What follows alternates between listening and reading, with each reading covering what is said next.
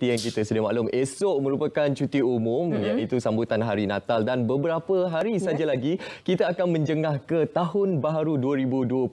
Jadi ramai yang mengambil peluang dan kesempatan ini untuk pergi bercuti bersama keluarga, ada yang untuk pulang ke kampung halaman. Jadi keadaan trafik lebuh raya bagaimana? Kita nak pastikan keselamatan pengguna ni. Betul. Bila Munawar sebutkan tadi kita akan menjengah ke 2021, jangan lupa malam ini sebenarnya bermula di berita perdana, kita akan ada imbasan sepanjang tahun 2020. Suka dan duka dan apa juga yang berlaku. Pastikan anda menonton berita perdana bermula malam ini. Betul tu. Jadi untuk kita bercakap berkenaan selamat, semangat, selesa dan senang di sepanjang perjalanan, kita perkenalkan tetamu kita, Syafiqah. Kita akan bersama dengan Encik Syed Muhammad Aidit, Ahmad Aidit, Ketua Perhubungan Korporat Komuniti dan Awam Plus Malaysia Berhad. Assalamualaikum. Waalaikumsalam Syafiqah, Munawar, selamat pagi. Selamat pagi. Sihat? Alhamdulillah. Alhamdulillah. Baik tuan, bila kita bercakap mengenai cuti hujung tahun ini, ramai ambil peluang untuk keluar daripada kawasan bandar ini untuk pergi bercuti ataupun pulang ke kampung halaman, lagi-lagi selepas kerajaan memberi kebenaran untuk merentas negeri. Jadi bagaimana tuan melihat pendekatan yang diberikan oleh pihak PLAS untuk menjaga keselamatan pengguna lebuh raya terutama dalam tempoh pandemik COVID-19 ini? Ya. Kami tahu ramai yang berkobar-kobar nak berhijrah kembali ke kampung, tempat vacation. So yang paling penting kita dah keluarkan satu jadual TTA. Jadual TTA yang dikeluarkan oleh PLAS bermula dari semalam 22 hari bulan Disember hingga 19 Januari 2021. TTA ini bertujuan untuk membantu orang ramai untuk merancang perjalanan mereka dan juga mengagihkan trafik. Dan orang ramai yang nak keluar dari Lembah Kelang ke Pulau Pinang, Kedah, Perak Utara dan Perlis serta ke Johor, PLAS advice keluar awal, keluar sebelum pukul 9 pagi. Dan kalau nak ke negeri-negeri lain, ke pantai timur ke semua, keluar lepas pukul 12 tengah hari. Supaya trafik tu tak bertimbung. Ya. Right?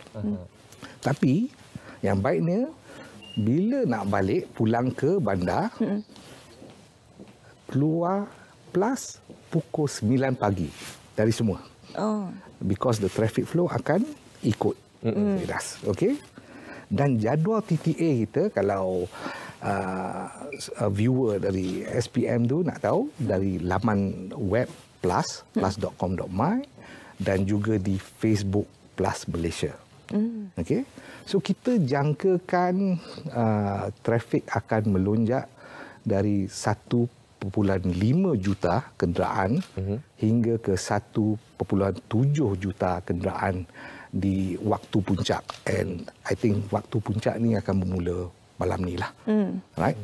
Kita punya daily traffic yang biasa tu ialah 1.38 juta selepas PKPB di-upliftkan pada 7 Disember. Okay?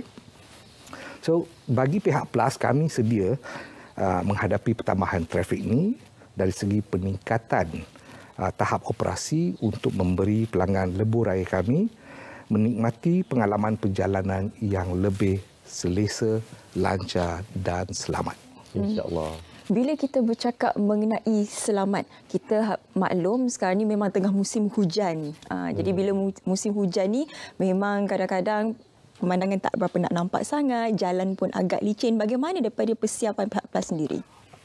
Pihak PLAS menggunakan social media untuk mewar-warkan nasihat-nasihat kepada netizen. Kebanyakan netizen kita ialah pelanggan lebuh raya kita. So dari nasihat yang kita war-warkan ialah untuk pastikan kereta mereka dalam keadaan yang terbaik. Kalau dalam keadaan hujan, macam mana mereka kena perlahan, kena pandu. Dan satu yang paling penting ni, kita tak biasa bernasihati ialah bila kita nak keluar, bila kita berjalan, pastikan kita observe. Pandang ke depan, pandang kanan dan kiri, right? Sebab kita ada keluarga dengan kita. Betul. Right? So sometimes bila kita travel, keluarga pun excited, anak-anak pun jumping here and there, tapi kita kena fokus. Yang tu paling mustahak. The other thing is bila kita jalan jauh, pastikan jangan kalau rasa letih, berhenti. Kita ada banyak RNR, 29 RNR. Right? So kita tak nak ada insiden sebab micro sleep. Yeah. I think belakangan ni banyak kes-kes accident tentang micro sleep. Okay? Dari aspek keselamatan dan kebersihan, memang PLUS mengutamakannya.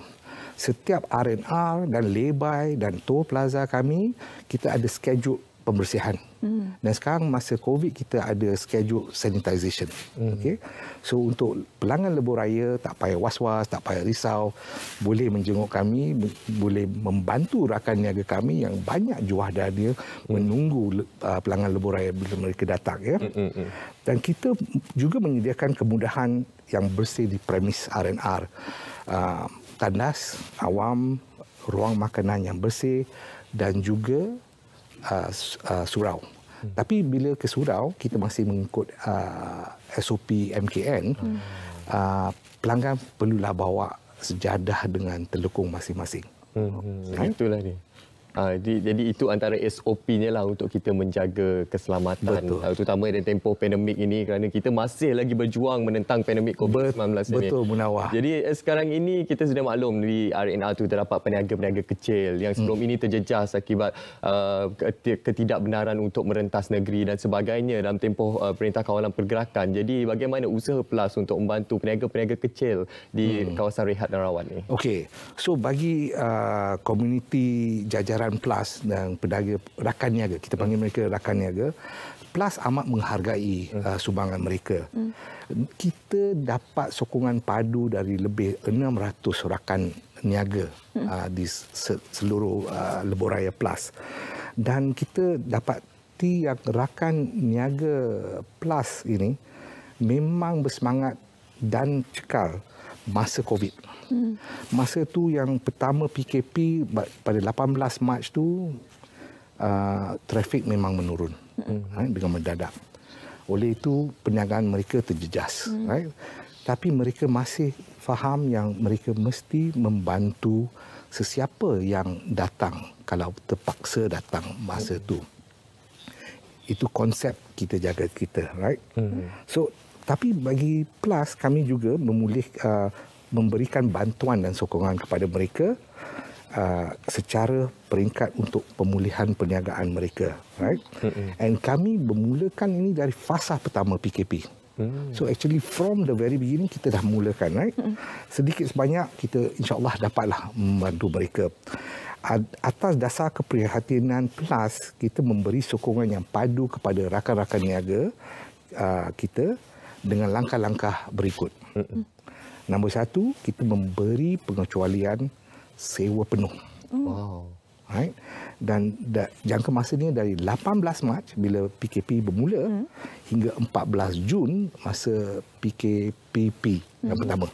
Right? Nombor dua, lepas tu kita memberi diskaun sewa bulanan hingga 50%. Right? Dari jangka masa 15 Jun ke 4 Ogos dan 1 November hingga ujung tahun ni, 31 Disember. Right?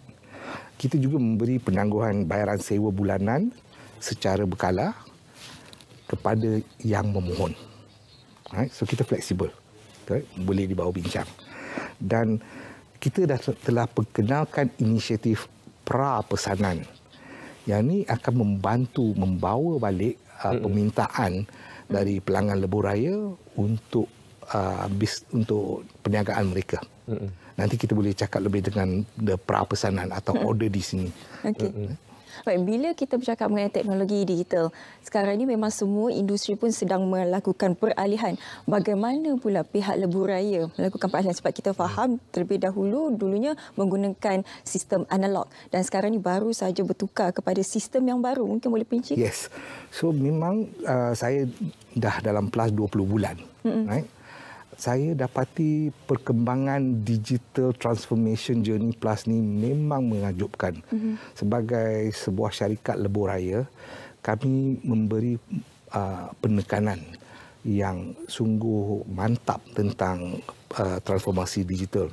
Kerana kami faham masa depan ni digital lah yang akan boleh menjadi penyelamat dari segi perniagaan, penyelamat bagi segi dari keselamatan di lebuh raya. So these two are very important. Dan dalam keadaan COVID ni, digitalization memberi peluang kita menjadi lebih contactless, cashless, yang ni mempromosikan lebih penjarakan fizikal sesama kita, right? Dan dari segi LED screen dari pusat pemantauan traffic plus, dulu memang analog. Analog ialah visual saja. Tapi 2 bulan lepas kita dah mulakan dengan LED, dan yang bezanya ialah data. Data ni sekarang dia kata data is the new gold, the new oil, right? So data yang kita dapat dari sistem LED ni, informasi dia amat penting bagi kami untuk beberapa perkara. Satu, dari segi pemantauan, penyelenggaraan lebuh raya, dan juga kami dapati faham interaksi pelanggan lebuh raya dengan kami. Right? Sebab kita ada Twitter Plus yang telah diinterfacekan ke dalam LED ini, termasuk chatbot lebuh raya yang pertama, artificial intelligence chatbot yang pertama, iaitu Putri. Putri itu ialah Plus Unique Texting Real-Time Interface, di mana pelanggan lebuh raya sekarang dapat berbincang dengan seorang chatbot atas pertanyaan yang lazim. So mengapa kita bergerak ke arah digitalization begitu dengan artificial intelligence dengan chatbot Putri kita? So kita tahu dalam pusat pemantauan trafik kita ada staff dekat 70-80 orang 24 jam. Right? Sehari kita dah menerima lebih dari 1,500 panggilan. Tapi dari 1,500 panggilan tu, kita faham yang perkara-perkara lazim, yang biasa, yang normal tu, dekat dalam 30%, 40%. So Putri telah mengurangkan beban TMC operator kita. Baik. Right? So TMC operator kita sekarang boleh dapat membantu pelanggan lebuh raya yang ada dalam keadaan yang memerlukan intervensi manusia. Baik Tuan, dalam situasi semasa ini, proses digitalisasi sangat penting. Antara salah satu sebabnya untuk kita mengurangkan risiko jangkitan COVID-19, dan ia merupakan satu usaha yang baik sebenarnya. Jadi sejauh mana setakat ini proses digitalisasi khususnya dari segi pembayaran tanpa tunai untuk gerai-gerai yang terdapat di RNR dan juga dari segi pembayaran Touch 'n Go dan sebagainya di bawah Plus? Okey. Sebelum COVID juga, Plus telah mengamalkan ETC, Electronic Toll Collection. Dari zaman 2017 dengan ETC ni memang dah cashless. Right? Dan dengan adanya kedatangan RFID, yang tu akan pertingkatkan lagi frictionless travel, di mana pelanggan lebuh raya tidak perlu lagi transmit atau bertukar dengan wang, kan? So dari segi interaksi yang Munawar sebutkan tadi, dalam COVID, masa COVID yang mula-mula yang 2 bulan Mac, April tu, Plus telah keluarkan fungsi pra-pesanan atau order di sini. Atau kita kami pre-order. Mengapa? Kerana kami faham, rakan niaga kami perlu bantuan. Right? B, masih ada orang yang akan menggunakan lebuh raya kami. Dan sekarang dalam PKPB, PKPP yang kedua, lebih ramai orang akan bergerak. Kita juga faham kerana yang ni PKPP kedua, mungkin ramai masih was-was. Dia tak nak repeat macam dulu. Dulu semua keluar. So dengan pre-order atau order di sini punya fungsi, dia akan membantu pelanggan lebuh raya kita untuk memesan makanan mereka dari R&R yang terpilih supaya mereka tidak perlu masuk ke R&R, park, panjang, keluar beratur panjang dan ada interaksi. So mereka boleh ambil makanan mereka dan teruskan perjalanan. Tapi saya pun nak quantify dalam tiap-tiap R&R SOP yang disarankan oleh kerajaan Malaysia masih ada dari hari pertama PKP sampai sekarang. Maksudnya setiap pelanggan, setiap orang yang masuk ke R&R kami mesti mematuhi SOP, memakai pelitup muka, mengambil suhu, register dengan MySejahtera App, dan kalau mereka benar-benar nak makan di tempat tu, mereka kena line up, amalkan penjarakan fizikal. Right? Dan setiap gerai you kena register. Right? Yes, kita tahu dalam norma baru ni semua benda akan mengambil lebih masa, tapi ini untuk keselamatan semua. Baik. Bila kita bercakap mengenai keselamatan, apa yang menjadi keutamaan ialah keselamatan di jalan raya, dan kita memang boleh jangkakan bermulanya malam ini pengaliran trafik itu akan meningkat. Bila kalau kita tengok dekat receipt tol di belakang tu ada talian bantuan tu, tapi kadang-kadang ada yang tidak memahami skop bantuan itu bagaimana sebenarnya. Kadang-kadang orang hanya telefon bila minyak habis, bila tayar pecah, apa lagi sebenarnya di bawah bantuan? Okey. Yang plus lain tu ialah plus talian bantuan untuk pelanggan lebuh raya. Plus lain ialah 1,800-880000. Bantuan ni dari segi plus ronda kami. Okey. Plus ronda kami di seluruh jajaran plus kita ada dekat lebih kurang 200 lebih petrol car, right? Dan 571 pegawai plus ronda. Dan tahun ni April 1 ialah ulang tahun plus ronda ke-30. So memang pegawai plus ronda kita memang orang hebat-hebat, orang dah experience untuk membantu orang bila ada keperluan atau dalam emergency di jalan raya. So yang kita ada dua cara. Satu untuk mengingati nombor 1800-880000 ataupun dari Plus App kami ada SOS butang yang merah. So butang merah tu bila kita tekan kita boleh minta bantuan untuk Plus ronda datang ke kami. Right? Dan juga dari Plus App tu, Plus App ini menyenangkan pelanggan lebuh raya dari berbagai cara. Satu ialah journey planning. Kita ada fungsi dalam dia untuk menengok kadar tol, berapa jauh dan berapa lama perjalanan tu. Right? Kita juga ada yang pre-order kat dalam tu, Puteri Chatbot, dan yang paling disukai ramai, ganjaran Plus Miles. So bila you download Plus App tu percuma. You boleh register sebagai member Plus Miles. Dan bila seseorang itu membuat perjalanan atau membeli makanan di R&R kita akan masukkan points. Baik. Tadi kita dah bincang pelbagai informasi yang cukup penting untuk pengguna lebuh raya dan juga untuk kita melihat peranan yang dibawa oleh Plus untuk memastikan keselamatan pengguna lebuh raya. Mungkin ada nasihat secara ringkas kepada pengguna lebuh raya yang mungkin akan memulakan perjalanan mereka pada hari ini, esok dan seterusnya? InsyaAllah ada. I think setiap pelanggan lebuh raya, atau saya nak kata yang lebih tepat ialah kalau kita ialah seorang ayah, seorang ibu, kita ada keluarga, bila kita nak memulakan perjalanan tu, bacalah doa. Right? Kita tahu kita jadi musafir masa tu kan. Dan kita kena prepare, siap siaga untuk perjalanan. Maklumlah dah lama kita terkongkong. Right? So sekarang tiba-tiba boleh merentas negeri ni, macam mana? Ada yang terlupa. So yang penting tu bila kita siapkan, pastikan kereta tu dalam keadaan terbaik. Right? Minyak cukup. Right? Tayar semua okey. Right? Untuk isteri-isteri pastikan ada jajan-jajan untuk anak-anak, ada pillow, ada selimut, And then yang masa berjalan tu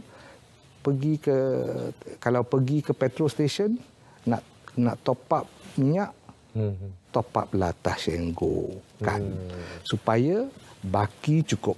Dari plus app tu kita dah tahu baki berapa. Kalau saya nak keluar dari Damansara Tol hingga ke Jambatan Pulau Pinang, RM44 lebih. Kan? So kita tahu. Right? Bukan kita tak tahu. Right? Dan yang gunakan RFID sebab di hutan kampung Sungai Dua Utara, Plus sedang melancarkan public pilot RFID. Right? So kita sarankan yang ada RFID kat sini, bila ke utara, kalau nak jalan ikut lorong RFID, pastikan e-wallet dipautkan kepada RFID dan paling mustahak kalau tak nak bagi kurang, auto reload lah. Ya. Okey? Betul. Baik, terima kasih kita nak mengucapkan kepada Encik Syed Muhammad Aidit, Syed Ahmad Aidit kerana sudi berkongsi dengan kita mengenai selamat, semangat, selesa dan senang di sepanjang perjalanan. Jadi kepada anda di luar sana, rancang perjalanan anda dan seperti mana yang dikatakan tadi, pastikan kenderaan anda sentiasa berada dalam keadaan yang terbaik. Betul tu. Bukan setakat kenderaan saja tetapi diri kita dari segi fizikal dan mental juga perlu berada dalam keadaan yang sihat, cukup tidur dan sebagainya kerana kita tidak mahu kejadian tidak diingini berlaku. Jadi itulah sedikit perkongsian mengenai keselamatan pengguna lebuh raya dalam situasi musim perayaan dan juga musim cuti hujung tahun sekolah ini.